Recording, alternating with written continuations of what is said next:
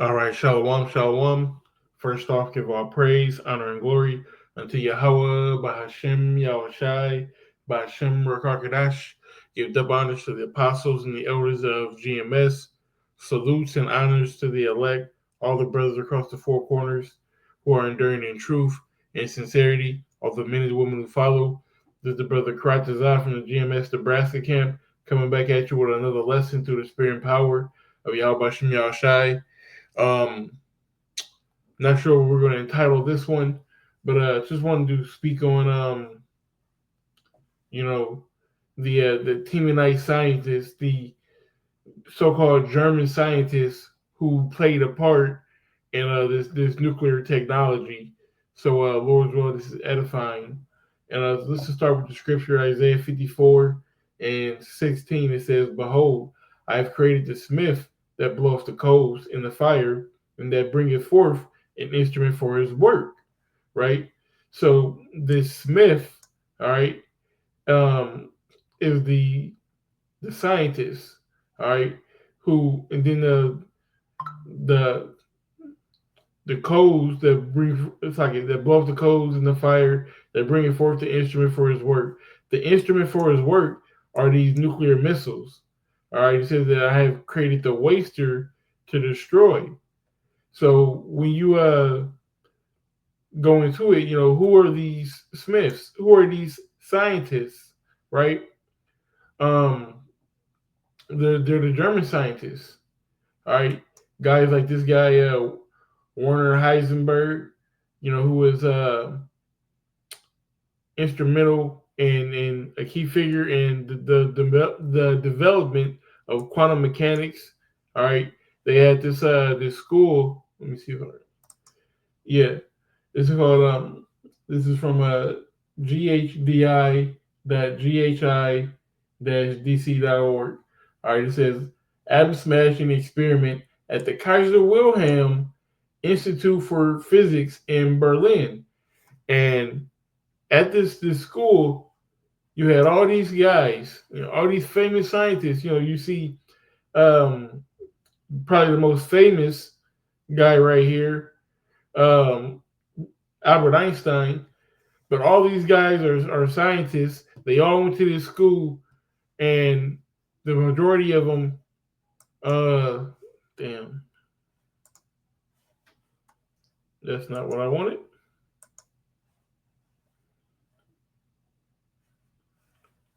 Yeah, bear with me here. Here we go. The majority of these guys got caught up after the war was over and was called Operation Epsilon. All right, so Operation Epsilon was the code name for a program which Allied forces near the end of World War II detained 10 German scientists who were thought to have worked on the Nazi Germany's nuclear program. All right, the scientists were captured between May 1st and June 30th of 1945 as a part of the Allied ALOS mission, mainly the part of his Operation Big Sweep through southwestern Germany. Right, so and these guys were split up. Some of them went to America, some of them went to Russia, which is where you get, you know, the Cold War from, which everybody was building up their missiles. All right, but it all goes back to, the Lord putting the spirit on these people, to bring forth a waster to destroy. So let's get the scripture. Jeremiah 49:7. It says, concerning Edom, thus saith the Lord of hosts, which Edom is the so-called white man. He says, is there no more wisdom in Teman? Is the counsel perished from the prudent? Is their wisdom vanished? Well, no, it's not. They've been split up. They've been the wisdom that was in Teman, which is Germany. Like I said, had been has been distributed through the world so that everyone can have these nuclear missiles and these nuclear technology. All right, so you have well, let's read this real quick. It says, in contrast to the American government, the Nazi regime never made nuclear research a priority in the military. It's like in military technology. It intended to win the war as quickly as possible and was not prepared to devote all the necessary resources to the long, complicated, and expensive process of developing nuclear weapons.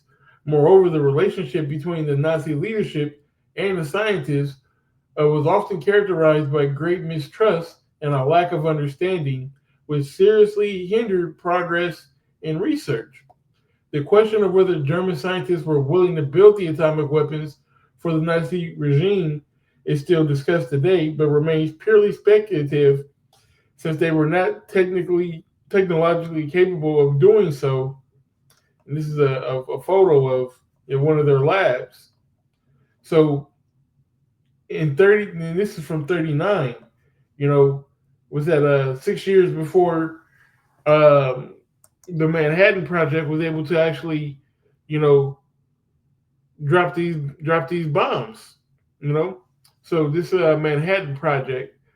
So the Manhattan Project was a research and development program undertaken during World War II to produce the first nuclear weapons. It was led by the United States in a collaboration with the UK and Canada from 1942 to 46 and was directed by Major General Leslie Groves of the U.S. Army Corps of Engineers and nuclear scientist J. Robert Oppenheimer. Right? So let's go to this guy, Oppenheimer. Right? When you go into his early life, it says that Oppenheimer was born Julius Robert Oppenheimer to a non-observant Jewish family. Also, you would say he's a small hat, right? Well, let's keep reading. Um, he was born in New York City on April 22nd, 1904, to Ella Friedman, a painter, and Julius Segment Oppenheimer, a successful textile importer. Robert had a younger brother, Frank, who also became a physician.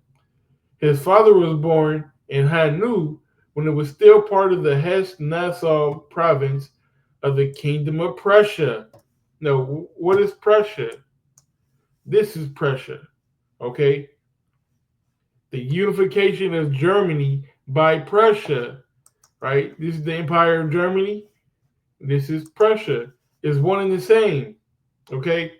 So this guy is German. This guy is, a Temanite. He's from Teman.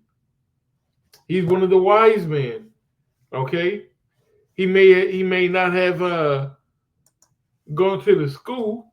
Okay, with these guys, but nevertheless, he is one of them. All right, and the Lord put the Spirit on this guy to help with this Manhattan Project to develop these weapons. All right, um, so we got Oppenheimer. Um, let's get this real quick. It says Jeremiah 49 and 20. It says, therefore hear the counsel of the Lord that he has taken against Edom and his purposes, that he has purpose against the inhabitants of Teman. Right? So the Lord had made them they how can I put this? The Lord had a mission for him. He had a purpose for him, right? He said, surely the least of the flock shall draw them out. Surely he should make their habitations desolate with them, which this is a prophecy of the small hats who are in our land, that land being destroyed. And how will it be destroyed? It's going to be destroyed by, by the baby of the atom bomb, which is the nuclear bomb. All right. That land has to be cleansed. So when it says surely the least of the flock shall draw them out, it's speaking of those small hats, okay, really kickstarting this nuclear destruction. All right, they're the ones who are gonna, that's the best way I could put it. Kickstart the destruction because they're gonna be destroyed. All right, America's gonna be totally destroyed, and our land of Israel is going to be totally destroyed by this nuclear fire. All right. And like I said, it's all stemming from the scientists that created it. It says, "I have created the waster to destroy." Oppenheimer had a statement. Uh,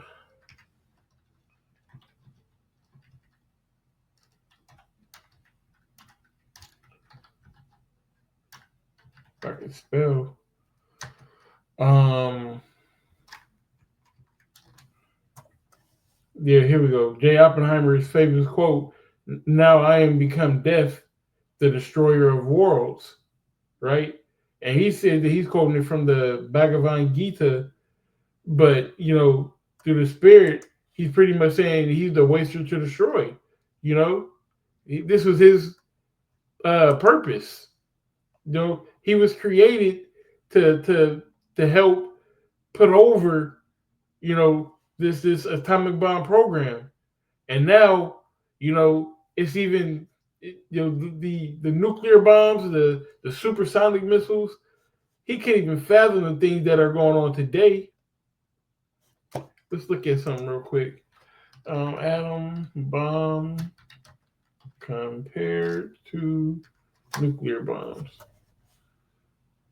An atom bomb is essentially the same as a nuclear bomb, but the term atom bomb usually refers to the earlier, less powerful nuclear weapons that use fission reactors or reactions. So I know they got a. Yeah, here we go.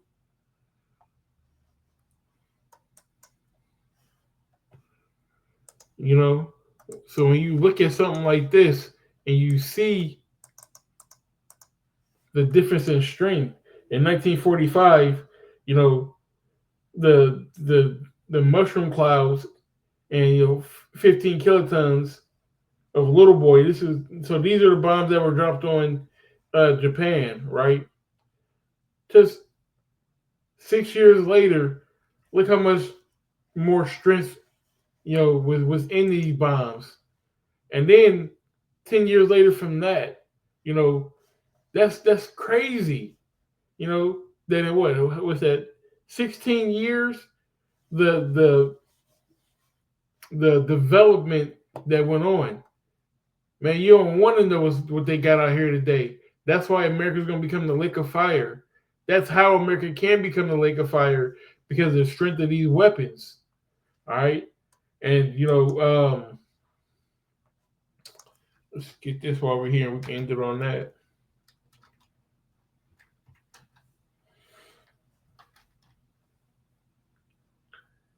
This is Job chapter 20 and 24. It says, "He shall flee from the iron weapon, and the bow of steel shall strike him through. It is drawn, it cometh out of the body, yea, the glittering sword cometh out of his galls." Right. So speaking about the launching of a nuclear weapon.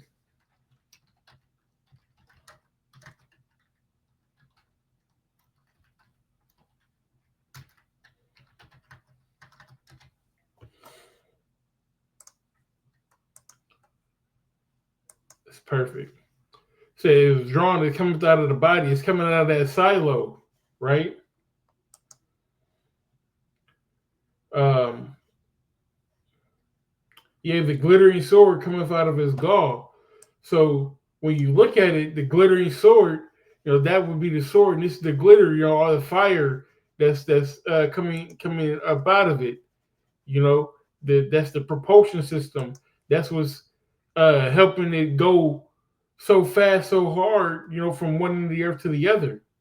You can see it's a glittering sword. Okay. Um, says the glittering sword coming out of his gall, tears are upon him. And this is gonna be a frightful sight for the people around the world. All right, we know that this is something that's coming, and it must come to pass, and this is what's going destroy this place, America, and it's ultimately the time of our salvation, because when these missiles are being shot at the various places around the world, all right, that's when we're going to gain our salvation, and we're going to come out of her, my people, all right, and the Lord's going to call us up, and we're going to watch America be destroyed with a bird's eye view.